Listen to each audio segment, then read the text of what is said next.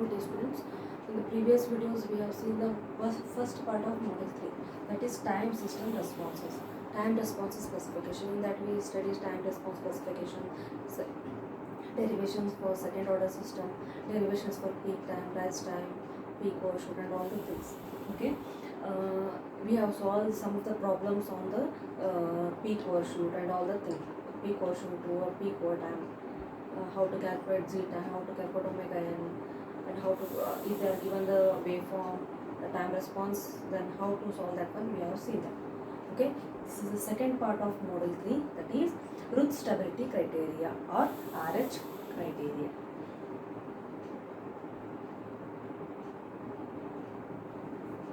In the 18th century, Ruth Horridge has given the solutions for how to calculate the stability of the system. Okay, then it is called as RH criteria, Ruth Horridge criteria. Okay, stability is okay. We will start the concept. Okay. Stability is the one of the important characteristic of, or one of the essential point of any of the system. Okay, the two notations will decide the stability of the system. First one is for bounded input.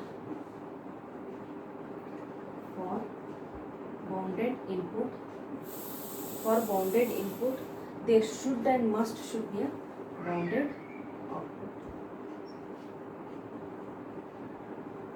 For bounded input, the system should provide the system should provide or produce a bounded output, or it is called as Bibo stability. Okay, for any system that should to be stable, that if it produce a bounded input, it produce bounded output by using a bounded input. For bounded input, if it produce bounded output, then it is a Bibo stability criteria. Okay, if there is no, second notation is when there is no input is applied, then output has to be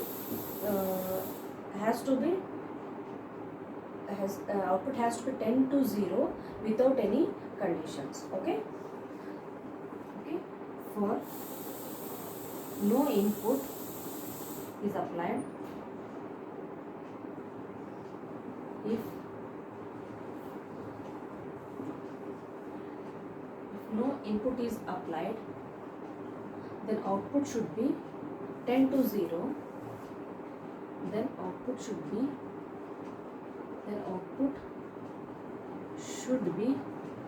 tend to 0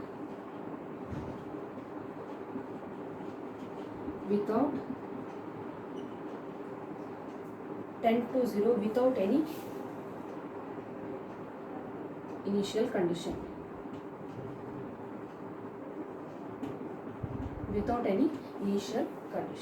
Okay, there are two notations for the stability of the system for a linear time invariant system. First one is for a bounded input, the system should provide bounded output. Okay, yes, and second is if no input is applied to the system, then the output of the system should tends to 0 without any initial condition. Irrespective of initial condition, it has to tends to 0. Okay, these are the two notations for stability of the system for time invariant system. Okay, yes, the roots of the characteristic equation.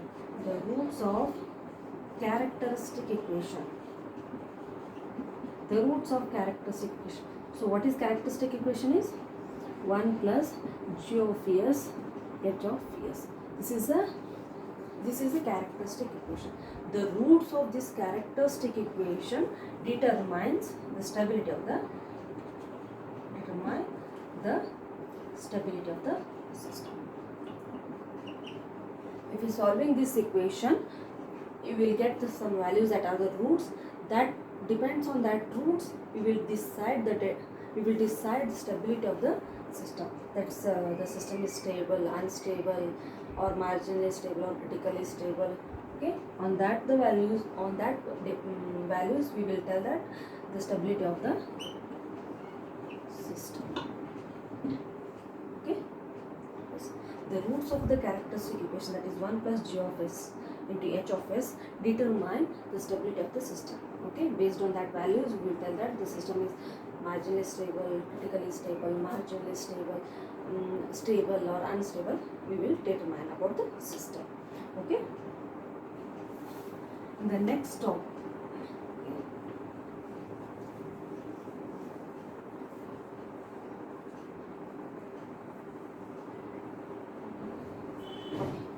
We will see next point is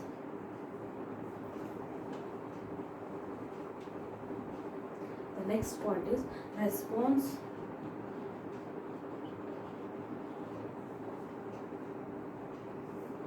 contributed by various roots.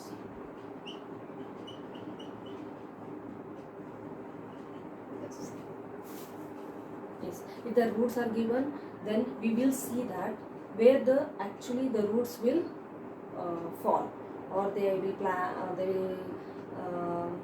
will tell. Okay, they will fall on the right of the S-plane, left of the S-plane. Okay, we will see that.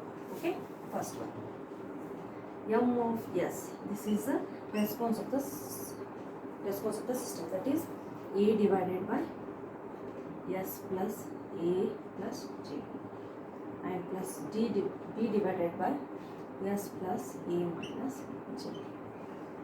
Okay, these are the two responses. Okay, the roots, which are the roots? These are the roots. So what is s becomes? S plus a plus jb is equal to 0. So s is equal to what? Minus a minus jb, or this s is equal to minus a plus j. These are the two roots of the given equation. What equation we don't know, just we are seeing where it playing these roots will fall on the s plane. Okay, how we will show the s plane? This one is a s plane. Here this one is omega, and this one is that is j omega axis or imaginary axis. Okay, yes, minus a, here we will go with plus a, and here we will go with minus a. This is the right and this is the left. Okay, minus a means like this, and minus a minus jb. Minus a minus jb means here it is plus jb, and here it is minus jb. Okay, minus a and minus jb, where both will coincidence here. Okay, and see next one, minus a and plus jb means upper side, this here. Okay, yes, these are the two roots will fall on this s plane. This is a s plane. Okay, this is a right hand side, and this is a left half of s plane. These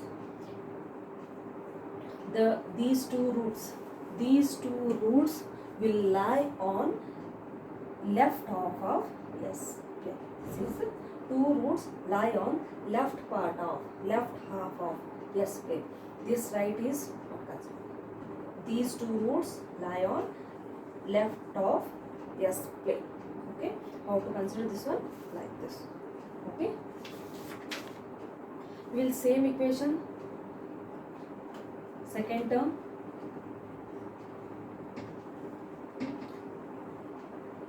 that is m of s is equal to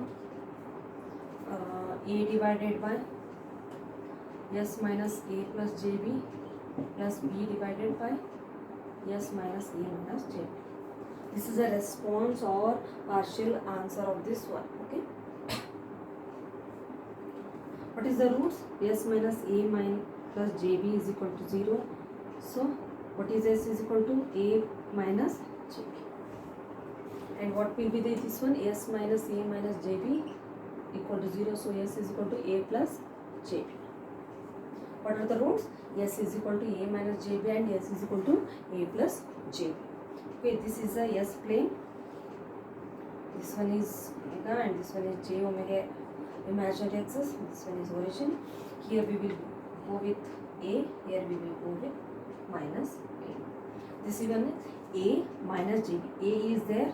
Minus JB is on this axis. Here it is plus JB. Here it is minus JB. Here we will consider as minus JB. This is a, and this one is A plus JB. This one is A plus JB. These two roots, that is S is equal to A minus JB and S is equal to A plus JB, will lie on right. This is the right part. This is the right part. Okay. These two roots are lie on the right half of the S plane. You know. Next, what is that? Roots of this equation are complex conjugate. These are complex. A plus JB and A minus J are complex conjugate. Complex conjugate and they lie on which plane? Right half of S plane. Right half of H.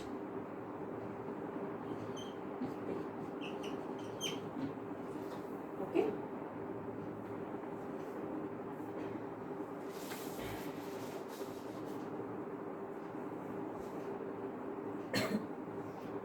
These are complex conjugate roots and they will lie on right half of S plane. Okay. Next, the next point we will see.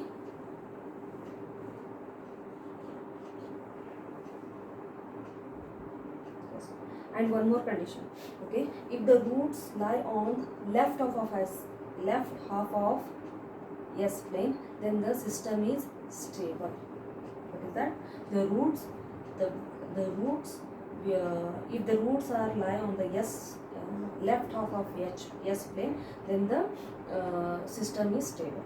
If the roots lie on the right half of S plane, then the system is unstable. If the roots are lie on the axis of the imaginary axis, then the system is marginally stable. Then the system is marginally stable. Okay, what we will tell that? If the roots lie on left half of S plane, then it is stable system. If the roots lie on the right half of S plane, then the system is unstable.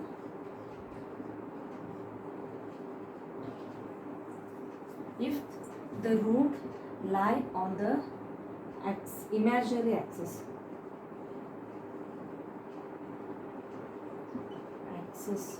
of S plane, then the system is marginally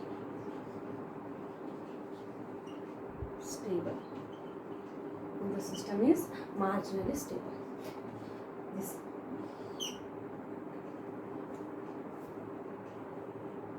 is a system. These are the roots we have to show in the S plane. This is the S plane, rho, J omega. If the roots lie on the left half of the S plane, then it is stable. If the roots lie on the right, then it is unstable. If the roots are lie on the imaginary axis, then it is called as marginally stable. Here it is stable, here it is unstable, here it is marginally stable. Okay, this is a very important point for in order to identify the system is stable or unstable. Okay.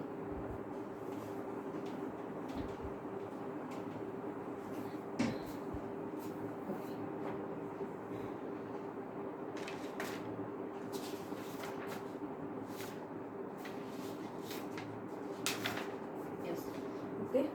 In the next part, it is an important part we will study, that is truth array Root stability criteria.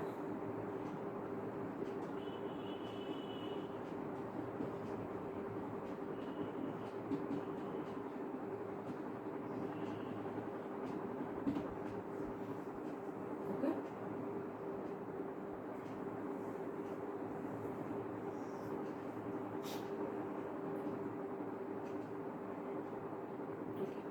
The root stability criteria is mainly depends on root array. Root array. The root stability criteria is the process of formulation of root array or root table. It is the formulation of root array or root table. In that, the first row will consist of the first row. The first row will consist of first, third, and fifth, and so on coefficient. The first row consists of first, third, and fifth, etc. coefficients. It is continuous. Third, fifth, seventh, ninth coefficient. And the second row consists of second, fourth, and sixth, etc. coefficient, like second, fourth, sixth, eighth coefficients. Okay. Yes. How to formulate the root array or root criteria we will see. Okay. It is a very important and easy also. Okay. By comparing all the modules in the whole control system unit, this is a very important. So please prepare for this one. Okay. Consider the equation, characteristic equation, that is Q of S. This is the characteristic equation, that is A0 s raised to 6 plus A1 s raised to 5. This is the sum. This is not an example. This is how root array or root table is calculated. I am showing this one. Okay. Please listen carefully. Okay. This is A2 s raised to 4 plus A3 s raised to 3 plus A4 s raised to 2 plus A5 s raised to 1 plus A6 s raised to 0 is 1 is equal to 0. This is a take an example, general expression for characteristic equation. Okay. First row, the first column we will keep as from highest. We have to keep this characteristic equation in the form of decreasing order from S6, S5, S4, S raised to 3, S raised to 2, S raised to 1. If it starts from S raised to 8 now, we have to keep like that. S8, S7, S6, S5, S4, S3, S2 and S0. Okay. Okay. First, in the first row, so first column is we have to represent in terms of S. S6, S5, S4, S3, S2, S1, S raised to 0. Okay.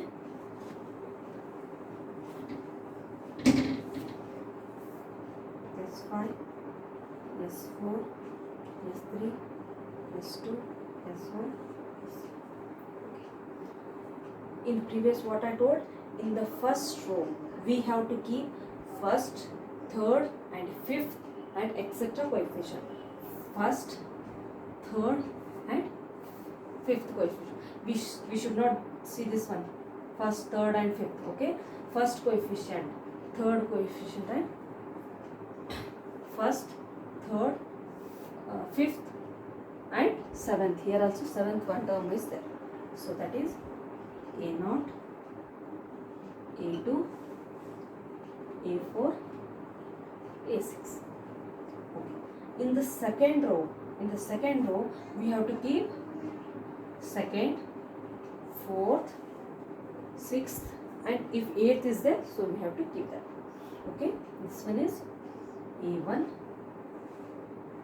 A3. This one is A5. Okay, here there is no means we have to keep 0. Okay, what is S6? The first row should be first, third, fifth, seventh, and for S5 is second, fourth, sixth. That's okay. Next, how to calculate this one? So listen carefully. We have to multiply this one, and we have to subtract this with multiplication of this one divided by A. Okay, see this one. That is A1 into A5 minus A0 into A3 divided by this term. A0 into A1 into A2 minus A0 into A3 divided by this term. This term. We call this as B1. Okay? Yes. Next, this term how to calculate is A1 into A4 minus A0 into A5. That is A1 into A4 minus A0 into A5 divided by same term A1. We call this as B2. Okay? Yes. Next term A1 into A6 minus A0 into 0 divided by same A1. We call this one as B3. Okay? We will get some value as B1, B2, B3 after simplification of all the things. Okay? We consider now this is a general equation, so we are considering B1, B2, B3. Okay. Next, how to calculate the terms for S3? Okay. Next, we have to consider next. For this one, we have considered these two rows. For S3, we have to consider above two rows. S3 means above two rows. We have to see this one. Okay. Next, this is B1, A1, B1, A3, B2, A5, B3. Okay. Next, so how to calculate B1 into A3 minus A1 into B2 divided by B. So what is this? B1 into A3 minus A1 into B2 divided by B1. We call this equation as C1. Okay. What is that? B1 A3 minus A1 B2 divided by B1 is equal to, we call this one as C1. For this one, how to calculate? B1, we have already calculated with this one, B1 into A5, B1 into A5 minus A1 into B3, A1 into B3 divided by which term? B1. This one is C2. Okay, this one is C. And this process is continue like this up to S0. And at S0 it will stop. Okay, this process will continue. Same for the next S2, C1 into B2 minus B1 into C2 divided by C. For this term, C1 into B3 minus B1 into 0 divided by C. Continue like this. Okay. Yes. Okay. Some of the yes, while solving the problems you will get this one. Okay. The first column should be of S term to identify which term we are taking. Okay. For the first row we have to keep first element, third, fifth and seventh elements in the first row. In the second row we have to keep second, fourth, sixth elements. Okay, like this. For the next row we have to calculate by using like this. And we have to continue up to S0. For the system to be stable, the necessary condition is that the first column, this is the first column the first column will have same sign. Here if it is plus, no, all should have same sign. Then only the system is called as stable system. If here it is plus, here minus, here plus means there is no stable system. There is here from here to here some sign change and from here to here sign changes. So the system is unstable. For the system to be stable, For the systems to be stable, there should not be any sign changes, all should have same sign change. Then it is called as stable system. If there is any change in the sign in the first column, then it is unstable system. Okay.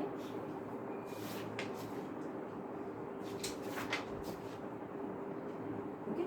We will see one or two problems from this one for how to calculate the stability of the system, and we will move forward.